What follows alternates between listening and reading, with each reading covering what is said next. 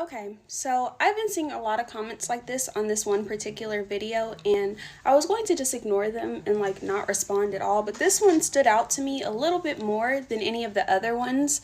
Um, I don't understand why it's such a hard concept to grasp, but just because you had a certain experience in your childhood doesn't mean that everyone else shared that same experience.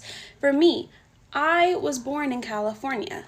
I grew up for a little bit in California, basically spent all of elementary school in California. So when I hit middle school, basically, I moved to Georgia, Clayton County, Georgia, which is basically like Atlanta, Georgia. It's the South. So when I moved down here, for one, I had a Valley girl accent. So everyone thought that, oh, I wanted to be white because I talked like a white girl.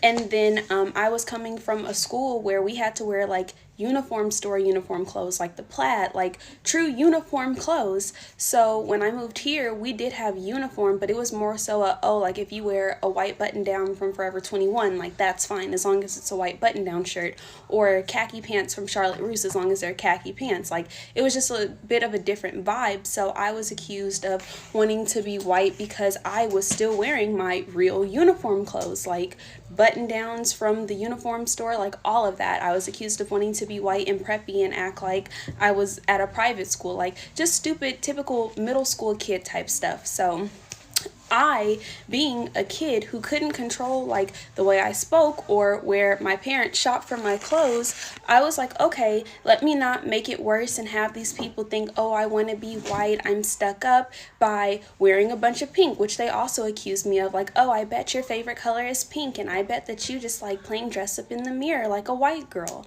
So like I said, I couldn't control where my parents bought my clothes from, couldn't control the way that I spoke. So I said, okay, let me just like not wear pink. Let me, let me just like not wear pearls and be all super girly. Like, let me just be chill like they are, kind of mimic their personalities, mimic the way that they dress, which was, as you guys saw in the video, like Aeropostale, just t-shirts, basic jeans, like just very understated clothes. And with that being said, like my point is, I think it's great that you didn't have the same experience that I did. Like I'm super happy that you were able to dress the way that you wanted to and have always been able to dress the way that you want and be the person that you want to be and all of that stuff. But just because that was your experience does not mean that that was everybody else's, because that absolutely, like 1000%, was not my experience growing up. And I think we need to stop invalidating other people's experiences just because we didn't have the same one. Like, let's be a little bit more open-minded.